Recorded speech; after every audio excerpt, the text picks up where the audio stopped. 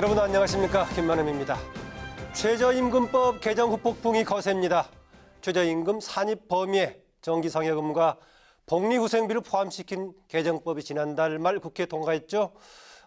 이어서 이달 초 국무회의를 거쳐서 내년부터 시행될 예정입니다.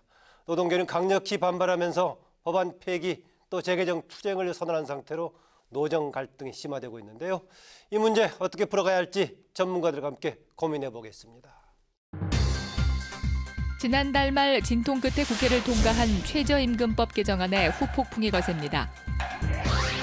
최저임금 산입 범위에 정기상여금과 복리후생비를 포함한 것이 논란인데 중소기업 소상공인들의 부담을 완화하고 저임금 노동자들의 최저임금 인상 혜택을 극대화하기 위한 조치이지만 노동계는 강력히 반발하고 있습니다. 최저임금 산입 범위가 확대되면 저임금 노동자의 실질적인 임금이 삭감되는 결과를 낳을 수 있다는 것입니다. 여야의 반응도 첨예하게 엇갈립니다.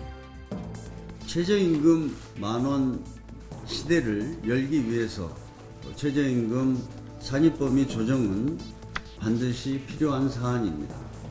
최저임금은 150만 원대에 있는 저임금 노동자들의 임금을 올려서 소득을 향상시켜주기 위한 것입니다. 최저임금 1만 원이 마치 최저임금 근로자들을 위한 모든 수단인 것처럼 자행해온 문재인 정권에 대한 올바른 대안을 그나마 오늘 최저임금 산입범위 확대를 통해서 찾았다는 것은 저임금 노동자 임금동결법 그리고 최저임금 인상효과 완전 무력법이 이 법의 실체인 것입니다. 3당은 이러고도 저임금 노동자를 위한 안전장치 운운할 수 있습니까? 최근 국무회의에서 최저임금법 개정안이 심의 의결되면서 노정관계는 악화일로로 치닫는 양상입니다. 애초 법 개정의 취지대로 저임금 노동자의 소득 보장과 중소기업 부담 완화를 함께 고려한 균형 잡힌 개선안인가?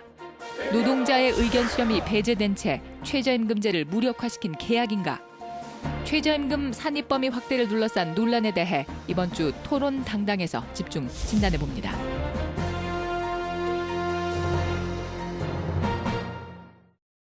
네, 함께 하실 패널 네 분 소개해드리겠습니다. 숙명여대 경제학부 신세돈 교수 나오셨습니다. 반갑습니다.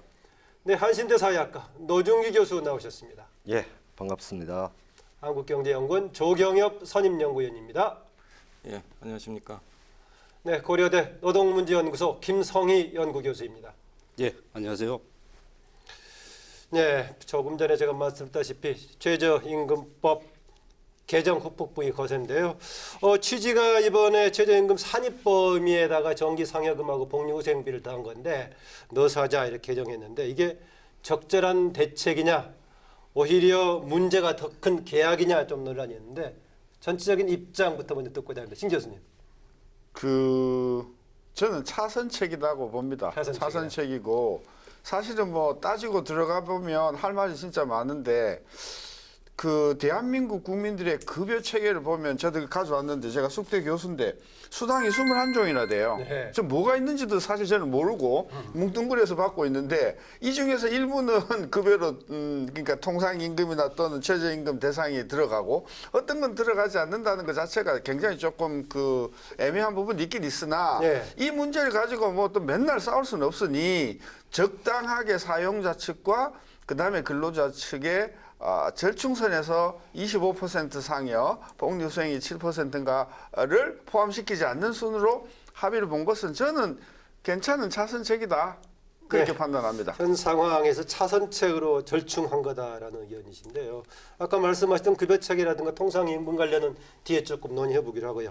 전반적으로 이번 개정안에 대한 입장을 좀 듣고자 합니다. 노 교수님. 예, 저는 기본적으로 계약이라고 보는 입장입니다. 예. 크게 보면 두 가지 문제가 있다고 생각합니다. 최저임금의 원래 뜻은 사용자하고 노동자하고 만나서 저임금층을 보호하기 위한 제도입니다. 그래서 작년에 문재인 정부가 들어선 다음에 노동존중 사회를 상징하는 일로 최저임금을 인상했습니다만 네. 산입 범위를 이렇게 조정하니까 곧바로 줬다가 뺏는 그런 모양이 되었고요. 노동 존중 사회를 건설하겠다라고 하는 여당과 대통령의 공약이 무색하게 되었습니다. 그리고 두 번째는 이 최저임금이란 것은 매우 중요한 임금 결정의 문제입니다. 예. 그래서 노동과 사용자가 충분히 소통하고 노동이 동의할 수 있는 그런 임금 제도 개혁이 되어야 할 텐데요. 아시다시피 이 한국노총은 물론 민주노총, 양노총이 강하게 반대하는 가운데 국회에서 이것을 힘으로 통과시키는 과정상의 절차상의 심각한 하자가 있습니다. 예. 이것 때문에 대통령과 정부가 공들여서 만들어 놓은 사회적 대화랄까요? 어떤 노동개혁적인 이 분위기 자체가 심각하게 지금 어려움에 처해 있다. 그런 점에서 예. 얻는 것보다 실이 훨씬 많은 그런 최저임금 산입범위 법 개정이었다. 그런 점에서 개혁이라고 하지 않을 수가 없습니다. 예. 노동기 교수는 최저임금 인상의 취지를 무력화시키는 방향이 됐다. 그리고 절차에 있어서도 노사 합의를 얻지 못한 상태로 결정이 됐다. 이 점을 아셔야겠네요. 조계업 연구위원.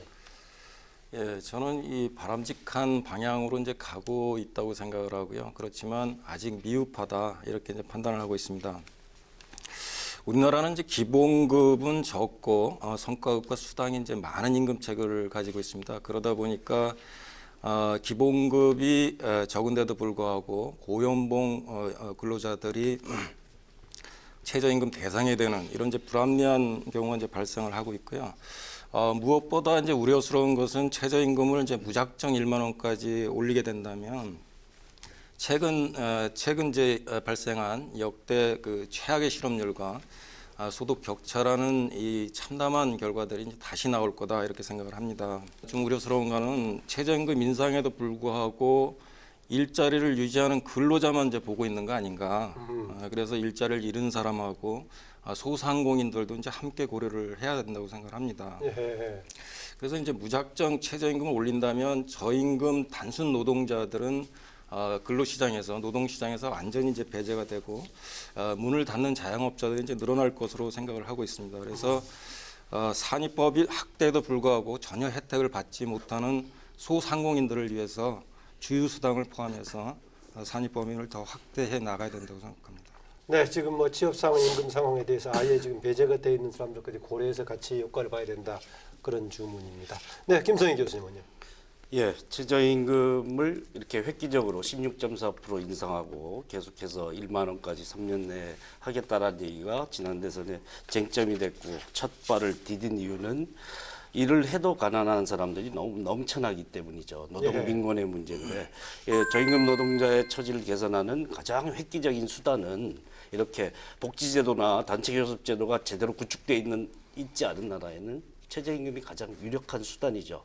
그렇게 해서 그런 취지로 좀 획기적인 인상을 했는데 사실은 산입범위 확대로 정기상여금 25%가 초과하는 최저임금의 25% 초과하는 정기상여금과 복리후생비를 7%를 초과하는 복리후생비를 포함할 경우에는 박근혜 정부 때 마지막 3년간 7.5% 정도 최저임금이 인상이 됐는데 그 수준으로 돌아갈 위협이 굉장히 큰 것이라서 왜 획기적 인상을 했는데 그것을 가지고 바로 제대로 시행도 되기 전에 평가도 내려지기 전에 산입범위를 확대해서 최저임금이 절반 정도의 효과밖에 가지지 못하는 수준으로 떨어지게 만들었느냐에 대해서 누구도 확실하게 책임 있게 답변할 수 없다 이렇게 생각합니다. 그래서 그렇게 명확하게 판단도 내릴 수 없는 문제를 쉽게 너무 빠르게 단행했다라는 점에서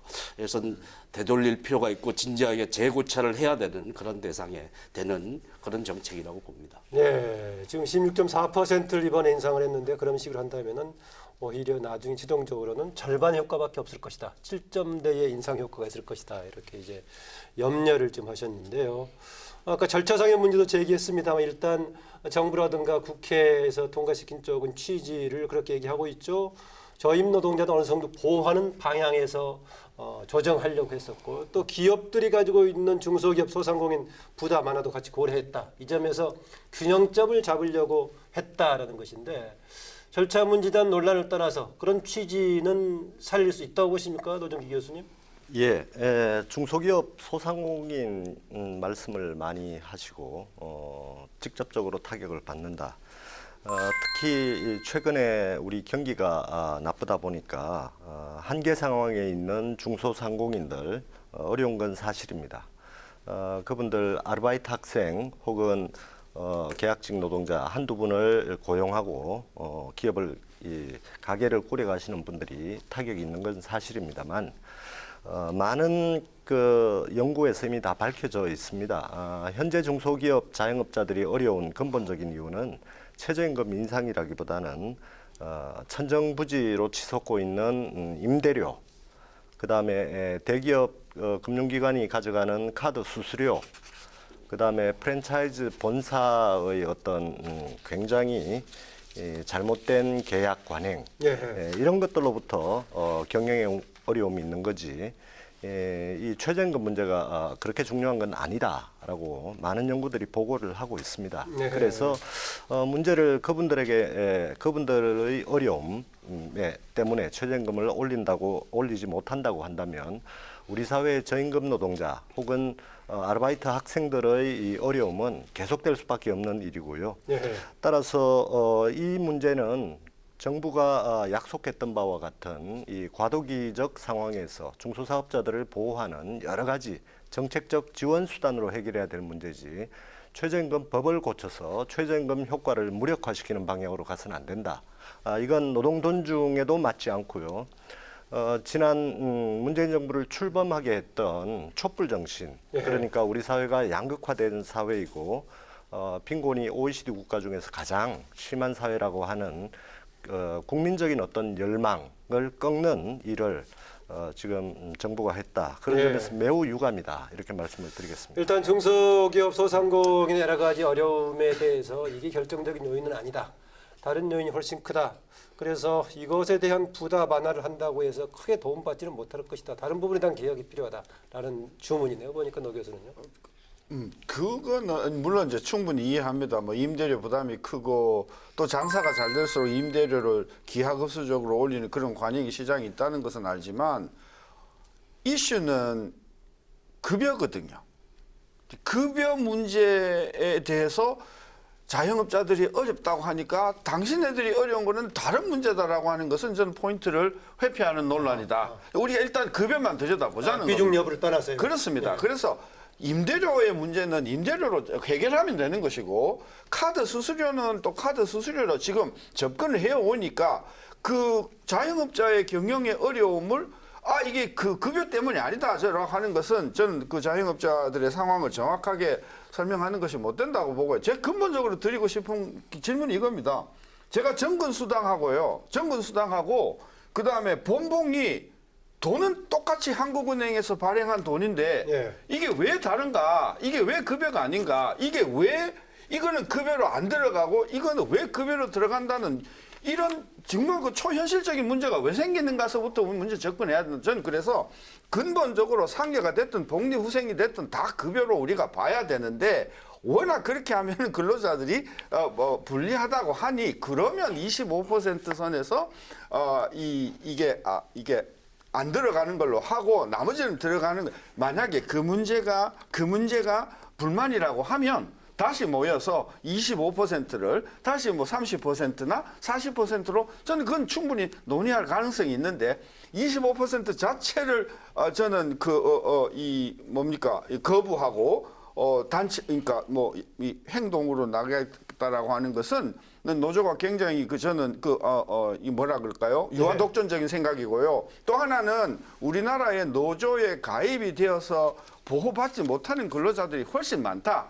따라서 노조 한노총이든 민노총이 대한민국의 근로자를 대표한다. 저는 그런 생각은 현실과 맞지 않다고 생각합니다. 네, 지금 지적하신 것 중에서 중소상공인들의 어려운 요인이 비중이 다른 데 있다 하더라도 급여에 한정시켜서 문제가 있다면 풀어주는 게 마땅하지 않느냐 그런 답입니다. 예, 그 중소상공인들의 영업 총비용 중에 인건비가 차지하는 비중은 20%가 안 됩니다. 그러면 박근혜 정부 3년보다 9% 정도 더 높여서 늘어나는 비용 부담은 1.8%입니다. 예. 그래서 최저임금 때문에 최저임금은 매년 우리가 낮게 설계돼 있었기 때문에 어떤 정부도 7% 이상은 올려왔던 거죠. 그보다 추가해서 이것 때문에 갑자기 큰일이 난 것이냐에 대해서는 논란의 여지가 있고요. 예. 또한 이 산입범위 확대로 저임금 노동자의 피해를 좀 줄였다고는 하지만 사실은 특별급여가 전체 노동자 평균이 월 하면 10.5%입니다. 그리고 5인 미만 사업장에는 3%가 안 됩니다. 예. 해당 사항이 별로 없다라는 겁니다. 그래서 사실 이거는 중소상공인 얘기는 핑계이고요. 요 산입범위 확대에 대한 얘기를 비틀어서 한 얘기일 뿐이고 사실은 속셈은 딴 데 있다라고 생각이 속셈이 듭니다. 어떤 건데요? 예, 통상임금 판결을 앞두고 고정적인 상여금이 이제 기본 통상적 임금으로 포함하게 돼 있습니다. 대체로 그렇게 판결이 날 가능성이 있습니다. 개별 사건별로 조금 엇갈리긴 했지만 네. 종합적으로 판단 내릴 때는 그것이 아니라고 판단 내리지 못할 분위기인데 이런 상황을 염두에 두고 사실은 대기업에게 사실 최저임금 산입범위랑 아무 상관이 없는 영향을 잘 안 받는 곳에 사실은 오히려 통상임금 문제를 풀어줄 수 있는 그런 해법으로 이것이 등장한 것이 아닐까 하는 생각이 듭니다. 앞으로 뭐 일몰제로 계속 줄여나가니까 그래서 산입범위에 포함된 범위가 점점 커지죠. 네. 그렇게 될 때 일부 마지막에 영향을 줄 수 있는데 그 사이에 사실은 효과는 다 소멸할 가능성이 있기 때문에 네. 그래서 중소상공인과 중소기업을 위해서 산입범위를 확대를 했다라는 얘기는 잘 맞지 않고 네.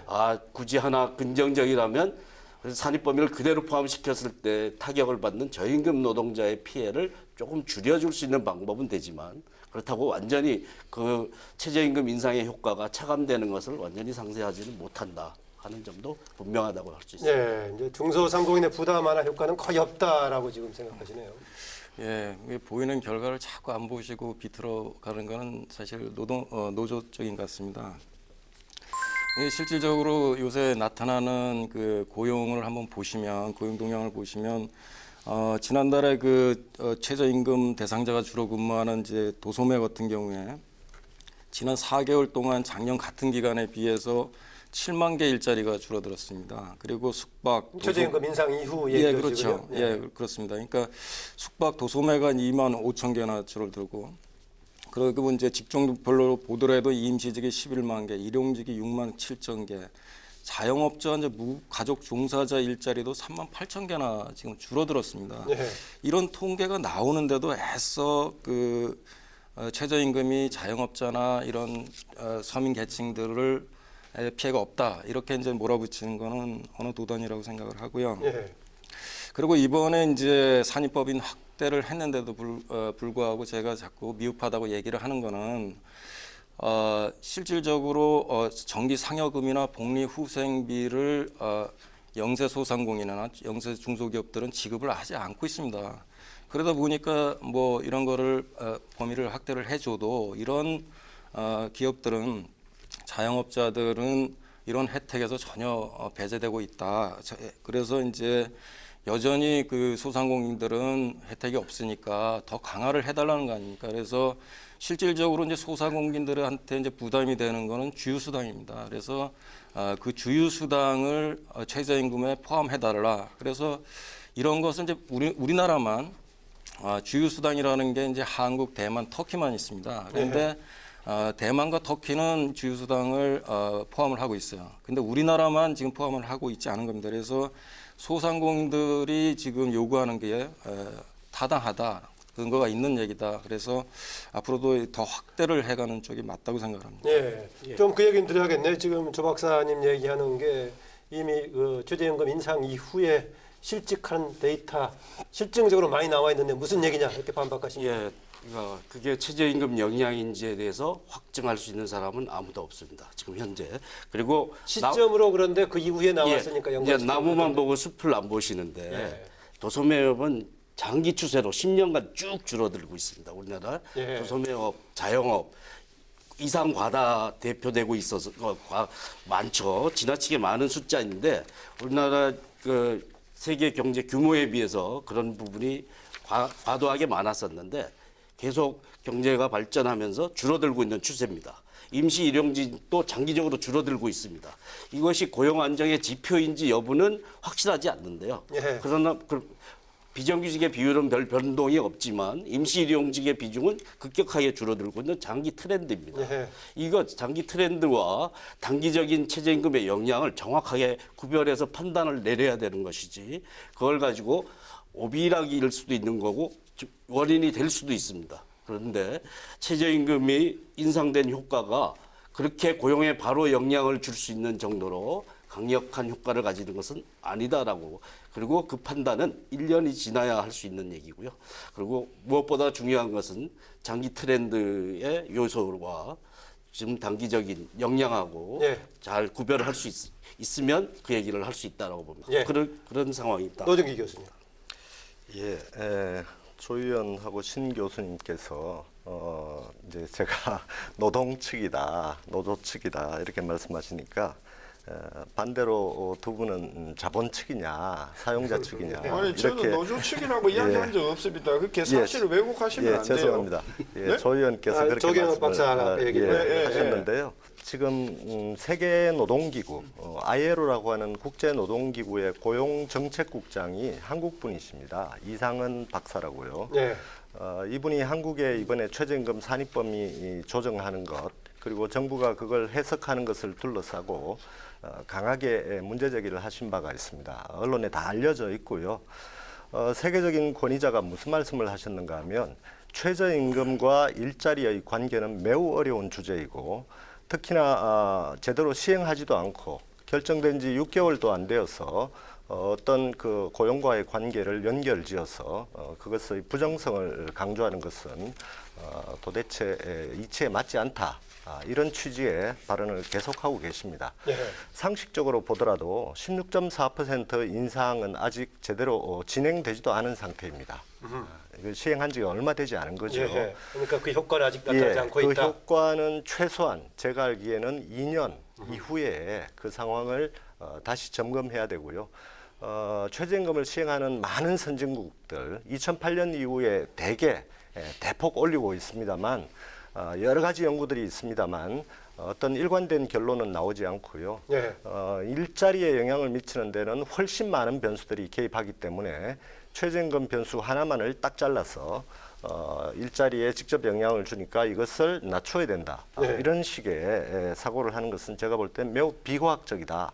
이렇게 생각합니다. 예, 두 분 얘기가 지금 최근에 일자리 축소 내지 실직의 원인을 최저임금 인상에만 두는 것은 근거가 확실치 않다라는 얘기네요. 하나는 장기적인 트렌드가 있고 또 다른 요인도 있을 것인데 또 더구나 최저임금 인상 효과가 지금 제대로 나왔다고 보기도 힘들다 이런 입장입니다. 두 가지 말씀에 대해서 그 최저임금이 일자리에 영향을 주는가에 대해서 대답할 수 있는 사람은 아무도 없다라고 하면 앞으로 10년 뒤에도 아무도 이야기할 수 없을 것입니다. 지금 현재 예? 16.4% 올린 효과를 예. 판단하실 수 있어요? 예. 그다음에 그렇습니다. 그 예를 들어서 제가 자영업자라고 합시다. 그다음에 고용인을 5명을 쓴다고 합시다. 금년 1월 1일서부터 최저임금이 적용된다고 하는 것을 작년 7월에 결정을 했습니다. 그러면 작년 8월서부터 이분은 고민을 할까요? 안 할까요? 이 사람 계속 쓸 수 있는가? 내 형편이 되는가? 통계를 보면요. 작년 하반기서부터 뚜렷하게 서비스 쪽에서 인구가 급격하게 채용자 숫자가 줄어드는 게 보이고요. 아까 무슨 통계를 보셨는지 전 좀 이해가 안 되는데요. 그 사회 간접 자본 서비스라고 하는 게 농업과 관공업을 제외한 대한민국의 거의 모든 근로자, 거의 이 안에 한 2천만 명이 들어가는데요. 2천만 명에 해당되는 사회 간접 자본 서비스의 산업별 취업자가 계속해서 작년 7월까지는 증가하다가 작년 7월서부터 급격하게 떨어지고 있거든요. 저는 그래서 이것이 서비스 분야에서 최저임금의 상승으로 인해서 선제적으로 고용 조정이 일어나고 있는 증거다라고 지금 추측을 하고 있는 겁니다. 그래서 뭐 장기적으로 교수님 장기 트렌드가 감소하고 있던 게 아니었다라는 얘기시네요. 그렇죠. 아니 도소매업과 임시 일용직에 대해서 얘기한 겁니다. 예. 분야는 정확하게 조금 그걸- 달리 지금 주목했던 분야가 좀 다른 것 같은데요. 이 부분만 가지고 논쟁이 계속될 것 같으니까 일단 좀 넘어가기로 하고요. 일단 개정안 내용을 조금 간단히 좀 설명을 좀 듣고 들어가야겠습니다. 이번 개정법 저도 법안을 봤는데 그 상여금 관련해서는 최저임금의 25%를 초과하는 것을 포함시키는 거다고. 그 다음에 복리후생비는 7% 이건데 조금 예시해서 좀 김상혜 박사께 설명 좀 해주시겠습니까? 예, 예. 지금 이제 최저임금을 그대로 지급하는 예. 그런 월 기본급이 157만 원 수준이고요. 최저임금을 월로 환산하면 환산했을 때. 예, 157만 원인데 이게 이제 지금 상여금 50만 원과 복리후생비 20만 원을 받고 있다. 그러면 157만 원에 25%가 39만 원입니다. 예. 그걸 초과하는 상여금 11만 원하고 복리후생비 7%가 11만 원. 50만 원을 받았을 경우에 가정했을 예, 예. 경우죠. 7%면 11만 원인데 20만 원을 받았으면 9만 원이 예. 기본급으로 전환되지 않으면 전환을 하게 되면 딱 20만 원 해서 177만 원인데요. 예. 내년도 한 11% 정도 올라가면 그것이 최저임금을 충족하는 것이 됩니다. 그런데 이걸 기본급으로 포함하지 않고 가만히 있으면 예. 내년도 임금 그 최저임금 중에 이제 25%와 17%를 초과하는 복리후생비와 상여금은 삭감되게 돼 있는 거죠. 예. 예, 그만큼이 줄어들게 돼 있습니다. 최종적으로 모든 것을 포함한 게 2020 몇 년인가 그렇게 돼 있죠. 지금 이제 2024년 2024년이면은 뭐 제외가 없이 다 포함되는 걸 하는데 지금 현재 25% 초과 또 7% 초과 이 계산했던 그 최근에 그 정기 상여금 형태라든가 복리후생비 상태를 여러 가지 통계치를 조사해서 나온 비율인가요? 어떻습니까, 신 교수님? 근데 이제 이게 회사마다 상여금하고 복리후생을 지급하는 그 유형이 매우 그러겠죠. 다양하기 예, 때문에 이걸 25%로 딱 이 적용을 했을 때 똑같이 예를 들어서 200만 원을 받는 임금 근로자라 하더라도 혜택이 좀 많은 사람도 있고, 왜냐하면 그 200만 원의 총 급여 중에서 상여금이 100만 원, 기본급이 100만 원인 경우하고 또 150에 50인 경우가 또 이게 적용하는 게 범위가 달라지거든요. 그래서 25%가 근거가 뭐냐, 이런 이제 저는 주장은 충분히 저는 이해가 된다고 보는데, 이런 문제가 생기는 근본적인 이유 중에 하나가 왜 기본급은 임금이고 그다음에 1년에 한 번 또는 두 번씩 주는 상여금은 왜 급여가 아니냐. 저는 이분은 철학적으로 좀 납득이 안 돼요. 경제학자지만. 네. 그래서 많은 학자들은 이 대한민국 임금 체계가 너무 수당도 복잡하고 하니까 이것을 뭉뚱그려서 우리가 최저임금을 생각하면 되는데 네. 그렇게 하면 또 너무 불합리하다고 하니까 절충안으로 저는 25% 낸 것 같은데요. 네. 저는 협상의 여지가 있다고 봅니다. 25%를 30이나 35%로 전 적용할 수 있는 여지는 있다고 봐요. 네, 이번에 두 개를 포함시키고 그 비율을 25%, 7% 기준으로 삼은 배경에 관한 질문인데요. 노 교수님. 우리 임금 구조에 관해서 문제가 많다. 왜 상여금이라든지 재반 복지 수당 같은 것들이 기본급에 들어가 있지 않아서 문제를 네. 어렵게 만드느냐. 이런 걸 다 기본급으로 넣어야 된다. 그 주장은 우리 이 근로자들이, 노동자들이 지난 30년 전부터 계속 했던 이야기입니다. 임금 인상을 할 때 기본급을 올려달라. 이렇게 했습니다만 우리 장시간 노동에 초과임금이란 게 있습니다. 시간을 초과해서 일을 시키면 1.5배를 줘야 되는 예. 이걸 사용자들이 회피하기 위해서 기본급에 넣지 않고, 그때 기준이 통상임금이라고 합니다만 주로 기본급으로 형성됩니다. 예. 그걸 회피하기 위해서 의도적으로 여러 가지 통상임금에 대한 산입 범위를 가지고 재판까지 가고 그런 거죠. 예, 좁히기 위해서 30년 동안 노동자들이 이 기본급을 인상해라, 임금 인상할 때 요구했습니다만 사용자들이 거부해서 30년 동안 상여금 형태로 여러 가지 수당 형태로 편법 임금 인상을 해온 결과가 지금입니다. 지금도 노동계에서는 기본적으로 임금 인상을 기본급으로 해야 된다라고 요청을 하고 있고요. 최근에 상황이 바뀌어서 그걸 해야 됩니다만 역시 통상임금 비용이 늘어난다고 해서 많은 기업들에서는 그것을 거부하고 있는 상황입니다. 그래서 이 문제의 출발점은 노동계가 아니고요. 예. 사용자가 오랫동안 실제 임금 인상 효과를 최소한으로 줄이기 위해서 편법을 쓴 결과로 이렇게 된 것이기 때문에 보다 포괄적인 기본급 유지의 임금 체계를 만드는 일, 그건 장기적으로 해야 됩니다. 최저임금 산입 범위를 조절해서 그 문제를 처리하겠다라고 하는 것은 제가 보건대는 조삼모사의 결과에 이를 수밖에 없다 이렇게 봅니다. 예, 이런 문제가 최근에 이제 노동시간 관련도 개정이 돼 있기 때문에 맞물려 있는 뭐 같이 문제가 그렇습니다. 보이기도 한데요. 어떻습니까? 다른 나라에 비추어 봤을 때 우리나라 임금 구조, 임금 체계 아까 신 교수님 굉장히 뭐 20가지가 넘는다라고 말씀하셨는데 문제가 제기됐으면 왜 이런 것이 그동안에 조정이 좀 안 됐을까요? 조 박사님. 예. 이 근본적인 이제 우리나라 이 임금 체계가 이렇게 복잡하게 된 데는 이제 근로자나 사용자나 다 이제 책임이 있는 것 같아요. 그러니까 사용자 측에서 보면 이제 우리나라가 이제 호봉제로 돼 있다 보니까 어떤 성과 관리가 상당히 어렵습니다. 그러니까 이제 기업가 입장에서 보면 여러 가지 이제 수당이나 성과급을 통해서 이런 이제 능력 있고 일 열심히 하는 사람들한테 이제 많은 월급이 돌아가도록 하다 보니까 이제 그런 것을 만들 유인이 좀 있었고요. 노조 쪽에서 보면 각종 수당을 만들어내고 새로운 수당을 만들어내고 그다음에 그 수당을 확대하는 거가 어떻게 보면 노조의 능력으로 평가되고 있었습니다. 그리고 어떤 수당들은 이제 그렇게 하면 가근세들을 면제를 받다 보니까 그러다 보니까 이제 노조도 마찬가지고 기업 측에서도 마찬가지로 이런 이제 임금 체계를 자꾸 복잡하게 할 요인들이 이제 있었다. 그래서 이런 통상 임금이나 이제 최저임금 지금 그동안은 그런 여러 가지 요소 때문에 복잡하게 됐는데 근래에 와서는 그것을 단순화시키자는 또 요구도 계속 있는 거 아니겠습니까? 예, 그래서 제가 말씀드리고 싶은 것은 이제 그런 거를 자꾸 이제 통상 임금에 더 넣어야 된다, 뭐 이렇게 논란하게 앞서서 반론을 제기하기에 앞서서 우선 임금 체계를 근본적으로 성과급으로 이제 전환을 하면서 이제 그렇게 되면 자연스럽게 이런 이제 복잡한 문제들이 해결이 되는데 성과급으로 가는 거는 이제 싫고 단지 이제 여러 가지 수당들을 통상임금에 해서 다른 수당들이 올라가는 이런 것들을 요구하고 있으니까 이제 그게 문제가 아닌가 생각합니다. 네, 임금 체계 관련 얘기 한 분 얘기 듣고 나서 다시 또 되돌아가도록 하겠습니다. 예, 지금 이제 얘기하실 때 성과급 얘기를 하셨는데 임금 구성 간소화 문제와 예.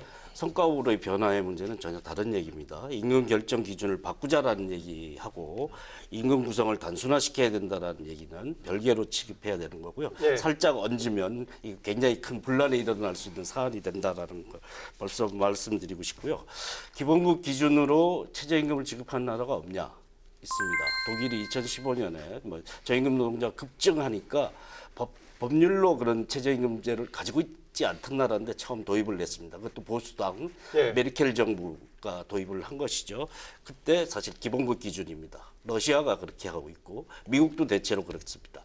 뭐 사회금까지 다 포함되어 있는 나라가 이제 프랑스나 영국 같은 나라도 있습니다. 근데 일본은 이제 10대만 포함하고 있고 여러 가지 유형이 있는데 그것은 각국의 제도적 특성에 따라 달리 결정이 되는 거다. 최저임금이 워낙 낮게 출발을 했기 때문에 사실은 우리는 다른 걸 포함하지 않고 결정을 한 것이죠. 예. 또 임금 구성도 매우 복잡하게 된 것은 뭐 노태우 정부 때 총액 임금제 분배율가 매우 높았을 때 사실은 기본급 중심으로 안 가게 하는 방식으로 그래서 수당이 늘어나게 된 것이고 또 사실은 그 기업이 임금 결정의 주요한 주체잖아요. 예. 뭐 노동조합은 이제 거기에 대해서 의견을 제시할 뿐이고 결정권은 사실 기업에 있다고 할 수 있는데 그런 경로가 있었는데 최근에 와서는 단순화시키자는 요구가 있는데 왜 그 방향으로 가지 않느냐 그 예, 말이죠. 지금은 기업도 사실 뭐 통상임금 때문에 해야 될 필요성을 가지고 있긴 하지만 예. 장시간 노동 체제에 쌍생합니다. 이런 이 낮은 임금 기본급 구성이라는 것이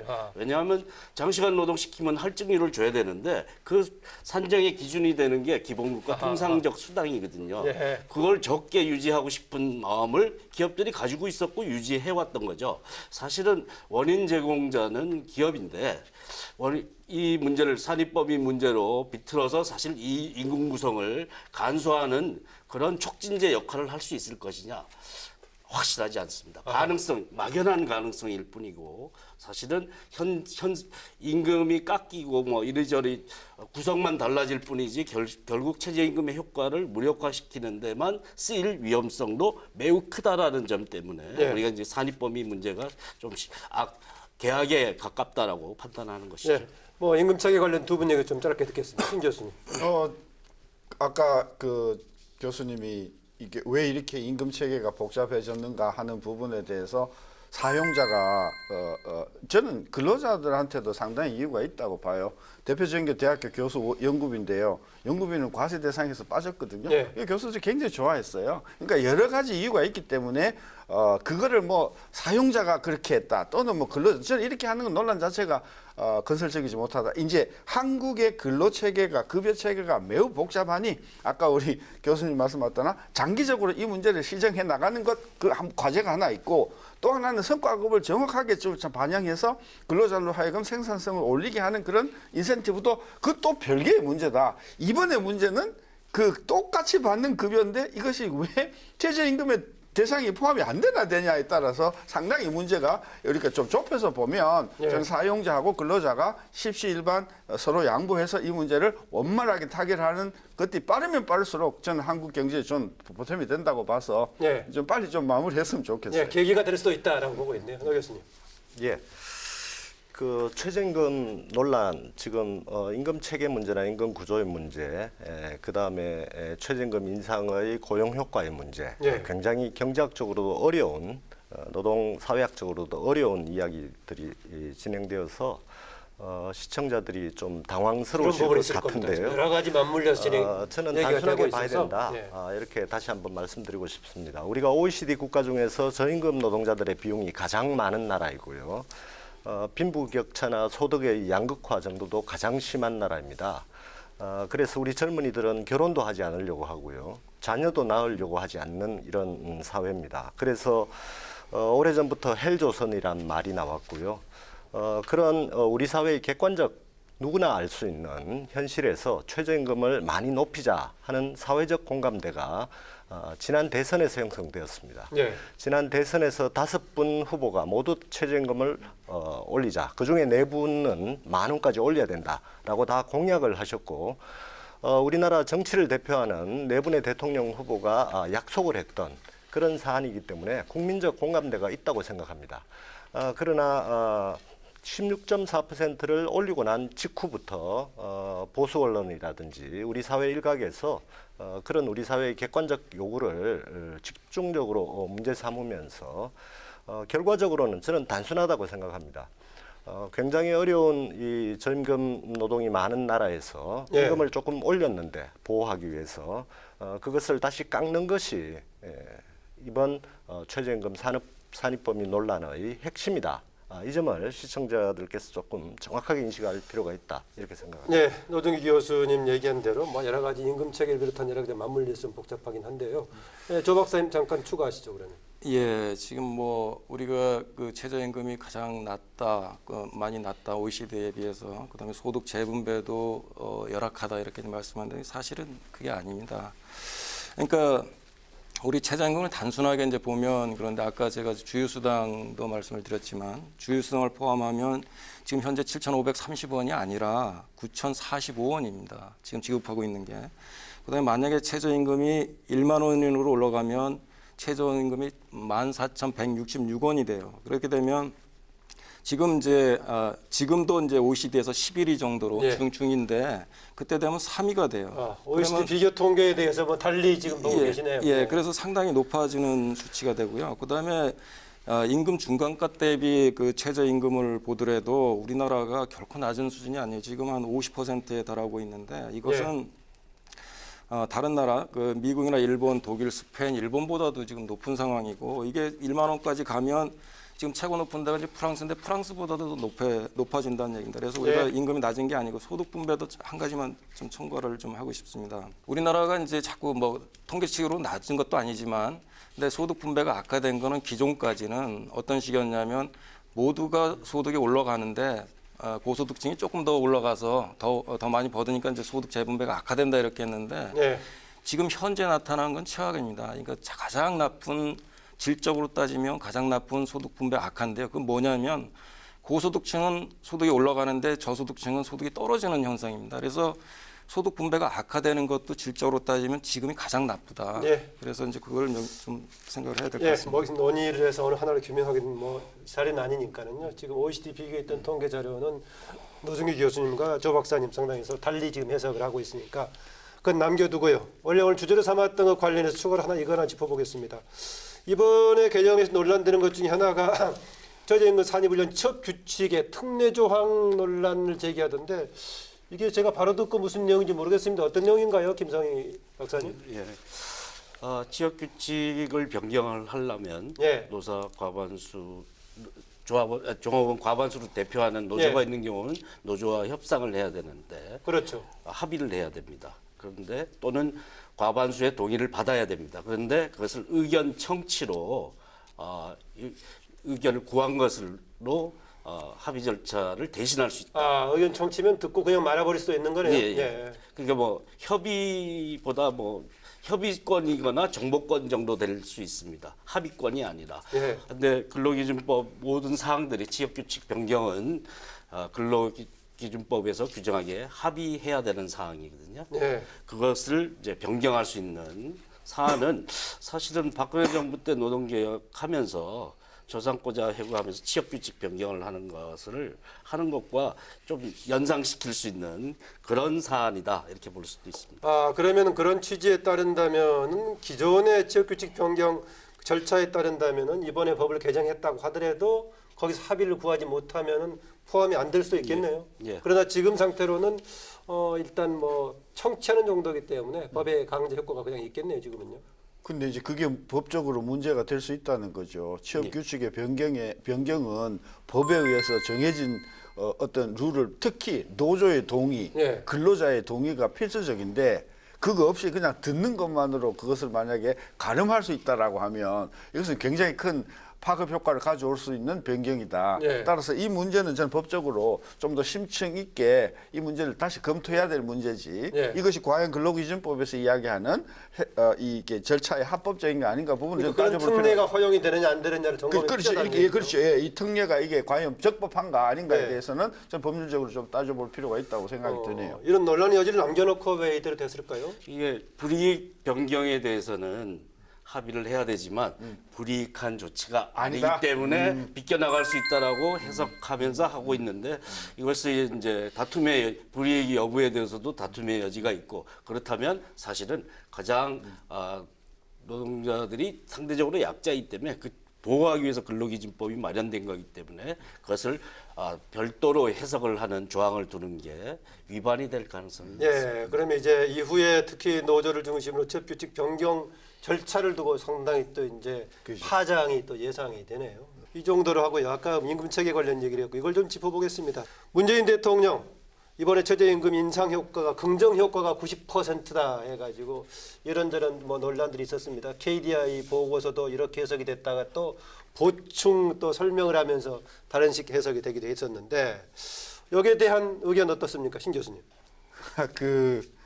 뭐 청와대도 뭐 솔직히 잘못했다고 말은 안 하지만 90% 성공적이다라는 발언에 대해서 상당히 문제가 많았다는 것을 이해하는 것 같아요. 따라서 청와대가 그렇게 뭐 뼈아파하는 부분을 가지고 전 더 계속해서 짚고 나가는 것이 저는 마땅치 않다고 생각하고 근본적으로 뭐냐 하면 임금 근로자, 그러니까 근로소득 있는 사람들의 경우에는 소득이 조금 올라간 것 같지만 1분위를 제외하고는 나머지 그 비임금 근로자의 그 급여가 뭐 18% 이상 이렇게 줄어들었기 때문에 이 부분에 대해서는 저는 청와대가 상당히 지금 내부적으로 말 못하는 고민이 많이 빠졌다. 이게 진짜 최저임금의 효과인지 아닌지 아주 면밀히 볼 것이라고 생각이 되고요. 이제 조금 있으면은 5월달 고용 통계가 나오니까 그리고 또 소득 통계가 또 곧 이어서 나오니까 저는 뭐 좀 더 두고 봐야 된다고 하지만 35년의 제 경제학의 그 경험으로 보면 이것은 확실히 최저임금의 효과가 맞다. 그리고 많은 그 저소득층에서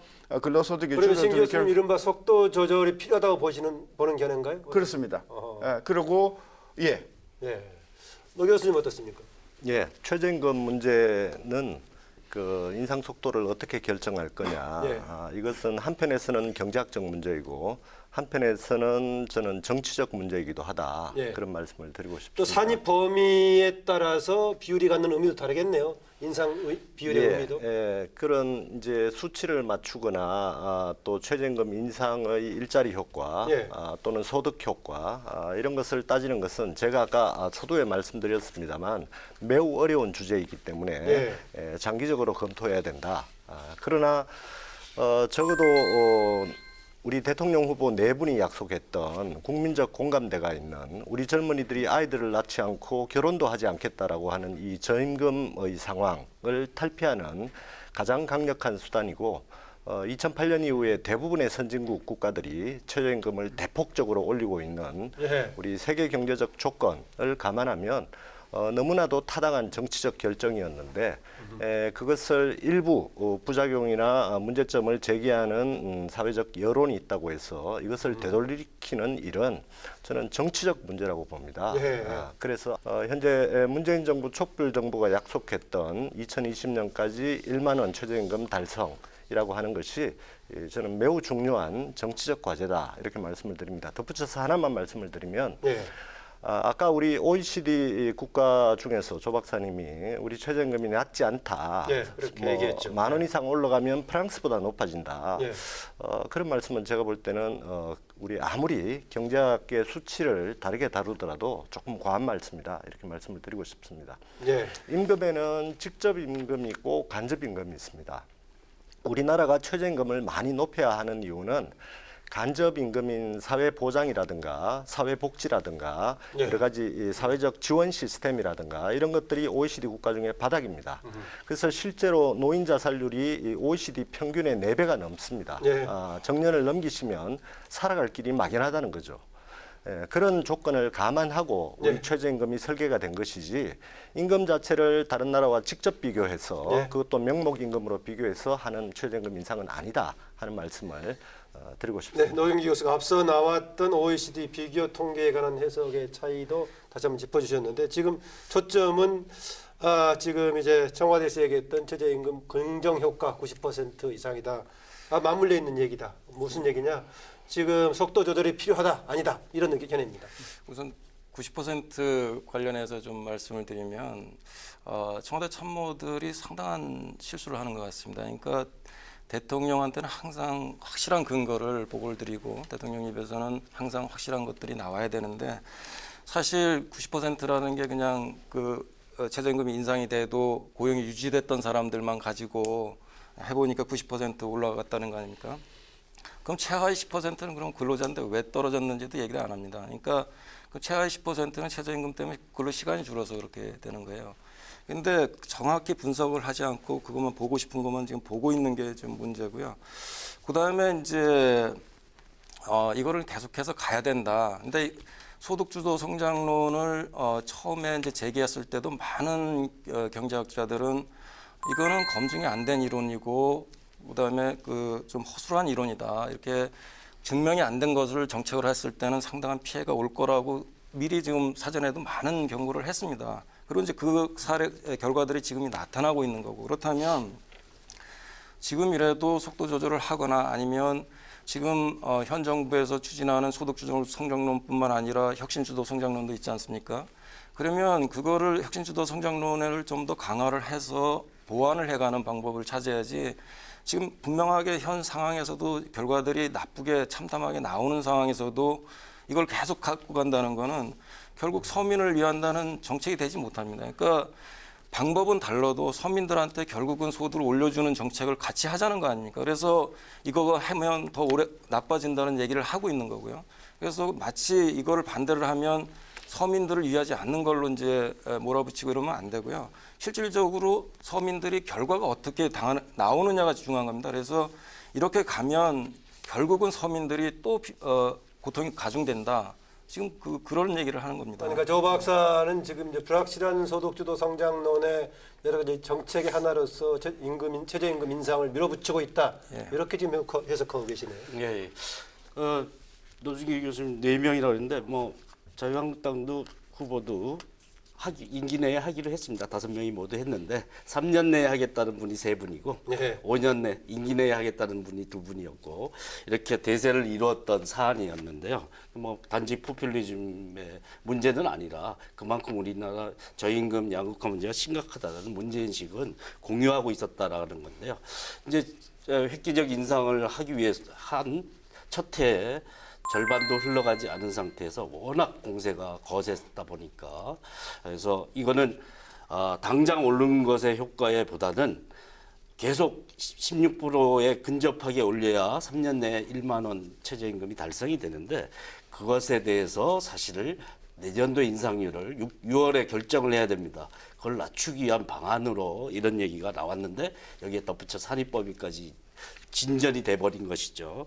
그래서 대통령이 이제 최저임금 긍정 효과 90%라는 거는 워낙 저임금 노동자를 위한 최저임금 인상이 저임금 노동자의 고용을 구축하고 오히려 소득을 악화시켰다 이런 통계에 대해서 10분위 중에 1분위는 그렇게 악영향이 있는지 몰라도 아직 뭐 그 종합적인 효과는 판단하기 이르지만 그래도 현재 나타나는 결과를 보더라도 1분위에만 악영향이 있고 나머지 9분위는 높아졌기 때문에 소득 개선 효과는 있다 이렇게 답한 것입니다. 그런데 저 보니까 4분위도 좀 내려가서 이 자체도 사실 정확한 얘기는 아니고요. 예. 그랬고 또 고용 구축 효과가 있다라는 거에 대해서 소득 개선 효과로 답한 것은 이런 맥락입니다. 노동 경쟁이 오랜 주제인데요. 예. 방법론이 매우 다양하긴 하지만 그것을 종합적으로 분석한 연구에 의하면 고용 효과는 입증되지 않는다. 마이너스 효과는. 단기적으로 저임금액의 일시적인 구축 현상이 나타날 수는 있지만 종합적으로는 장기적으로 어떻게 확정할 수 없다라는 게 정설이고요. 예. 그다음에 소득 개선 효과는 확실히 있다. 저임금 노동자의 소득 개선, 최저임금이 올라가면 자기임금이 올라가는 사람들이니까 바로 영향을 받는데 고용에 대한 영향은 임금이 올라서 고용이 줄어든다는데 최저임금이 올라서 임금이 올라서 이렇게 여러 가지 단계를 거칩니다. 그리고 임금에 영향을 주는 변수가 워낙 다양하기 때문에 그걸 확정할 수 없다라는 얘기를 반영한 얘기라고 할 수 있습니다. 예. 아까 노중기 교수께서 이번에 최저임금 개정안, 최저임금법 개정안 과정에서의 노사 합의 문제, 절차의 문제를 제기했는데요. 지금 노동계에서 국회 재개정 촉구하고 있고 또 헌법소원 여러 가지 대정부 투쟁하고 제기하고 있는데 이 문제 앞으로 어떻게 좀 풀어가야 할까요? 가장 어려운 문제이고 저는 최저임금 이 속도 문제 또는 일자리 효과 문제보다 훨씬 더 중요한 문제에서 정부가 큰 실수를 한 것이 아닌가 절차 이렇게, 문제죠. 걱정하고 있습니다. 왜냐하면 최저임금 문제는 노사 당사자들이 정치적으로 힘을 겨루는 그런 문제인데 정부가 일방적으로 결정했다는 거죠. 이것 때문에 노동계가 많은 지금 분노를 표출하고 있습니다. 협의기구에 지금 양대 노총이 지금 빠져 있죠, 현재? 빠져 있습니다. 최저임금 협의기구뿐만이 아니라 지금 더 큰 노동 문제들이 많습니다. 노동자들의 이 기본권 문제라든지 또는 노동조합의 조직률 문제라든지 현재 법의 노조로 되어 있는 몇 노조들의 합법화 문제라든지 여러 가지 중요한 굵직굵직한 우리 사회의 미래를 위해서 젊은이들을 위해서 개혁을 해야 될 노동개혁 사안이 많이 있고 그것을 다루는 기구가 이름을 바꾸었습니다. 경제사회노동위원회라고 하는 새로운 기구, 사회적 대화기구가 지금 완전히 붕괴될 지경에 이르렀습니다. 과거에 노사정위원회에서 그렇습니다. 같은 날 법을 통과를 했는데 실제로 일을 해보지도 못한 채 문재인 정부의 약속, 노동 존중이라든지 일하는 사람들이 살맛나는 세상이라고 하는 전망이 매우 어두워지고 있다는 점에서 빨리 이 문제가 원상 회복 수준의 변화가 필요하다 이렇게 생각합니다. 신 교수님도 노정관계 악화되고 노정관계 어떻게 좀 풀어갈 것인가? 일단 25% 상여금 25%하고 복리후생비 7%가 문제가 있다고 하면 저는 그것을 건전하고 과학적으로 발전시킬 수 있는 방법이 있다. 간단한 예를 들면 상여금의 30%, 자기가 받는 상여금의 30% 내지 40%, 자기가 받는 복리후생의 7%면 15% 이렇게 해서 그것을 앞으로 4년 또는 10년 동안 점진적으로 줄여나감으로 해서 그것을 그 최저임금의 기본으로 흡수시키는 그런 얼마든지 전 절충안이 있을 수 있기 때문에 네. 여기서 대립을 좀 멈추고 노사와 정치권에서 이 문제를 서둘러 마무리시켜 주는 것이 앞으로 아까 우리 노 교수님 말씀하신 노동의 현안을 서둘러 해결하는 데 굉장히 중요한 단초가 된다고 봐서 네. 이 문제로 더 상처가 아물게 하는 것은 서로가 피하는 것이 발전적이 아니겠는가 싶습니다. 뭐 절충할 수도 있다. 뭐 이렇게 보시군요. 지금 아까 여러 번 얘기가 나왔지만 하도 여러 가지 같이 맞물려 있습니다. 지금 노동 시간 문제도 같이 맞물려 있는 것이고요.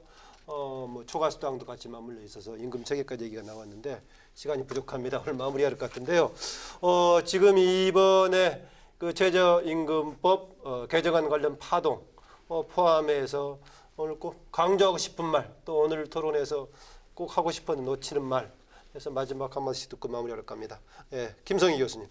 예, 산입범위 조정으로 저임금 노동자에 대한 악영향은 최소화시켰다라고 하는데 사실은 최소화된 것은 아니고 영향을 누적적으로 받게 됩니다. 그 긍정적인 전망이라면 을 하고 있는데 하신 분들이 정부 여당에서 이게 임금 구성을 간소화하는 계기가 된다라고 하는데 임금 구성 간소화로 연결할 확실한 장치가 있는 것은 아니기 때문에 예. 그렇게 낙관적인 전망만 할 수 없고 이로 인한 폐해에 대해서 정확하게 산출을 하고 이에 대한 보완 대책을 지금이라도 만들어내는 것이 꼭 필요하다고 봅니다. 네, 조경엽 위원. 예, 노동 생산성은 우리나라가 OECD에서 하위권입니다. 그래서 이렇게 노동 생산성이 향상되지 않는 상황에서 인위적으로 임금을 빨리 올리게 되면 고용주는 그 노동 비용을 줄이기 위해서는 당연히 고용을 감소하거나 생산을 감축하는 것은 당연한 이치라고 생각을 합니다.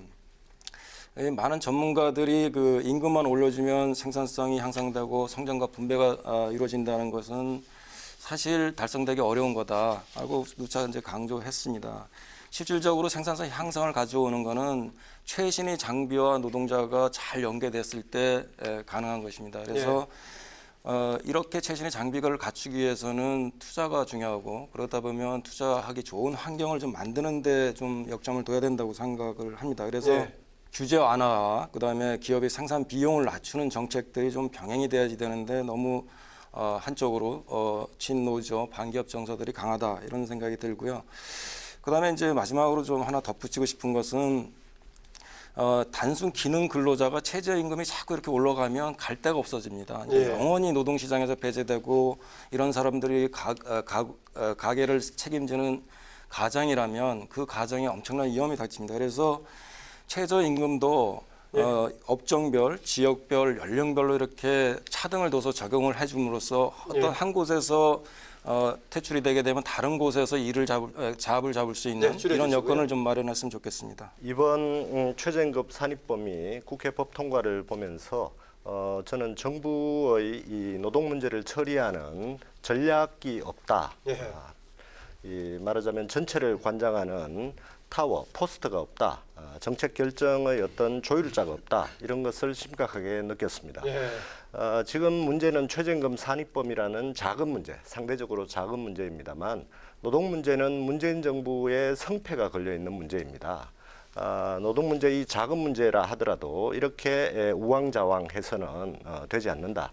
저는 원래 제대로 된 노동개혁, 사람이 살만한 새로운 나라를 만들겠다고 하는 촛불혁명 이후에 문재인 대통령의 약속의 초심으로 저는 정부가 돌아가야 된다고 봅니다. 이 문제를 좀 대승적으로 거부권을 행사하는 마음으로 대통령이 다시 풀어야 된다. 이런 충원의 말씀을 드리고 싶습니다. 이틀 전에 70년 적대 관계 북한하고 미국이 손을 잡고 악수를 나눴어요. 저는 한국에도 사용자하고 근로자가 머리를 맞대고 손을 잡고 우리에게는 희망이 있습니다. 라고 하는 대타협을 보여주는 그런 계기가 이번에 최저임금법 개정 문제를 통해서 국민들에게 보여주면 저는 트럼프하고 김정은의 어떤 화해 이상으로 한국 경제의 미래에 굉장히 좋은 사인이 된다. 저는 그걸 한번 기대해 보고 싶습니다. 남북 북미 타협까지 예를 들어서 지금 우리 내부의 노사 타협 지금 기대한다라는 얘기까지 들었습니다. 오늘 네 분 수고하셨습니다. 감사합니다. 감사합니다. 최저임금을 둘러싼 갈등 오늘 토론에서 보셨듯이 접점을 찾기가 쉽지가 않습니다. 여러 가지가 맞물려 있어서요. 노사정 상생의 길을 함께 만들어가길 바라면서 모쪼록 저임금의 노동자들의 피해를 줄일 수 있는 구체적인 대책 마련에 국회와 정부가 적극 나서주길 바랍니다. 토론당당 오늘 여기서 마무리하겠습니다. 고맙습니다.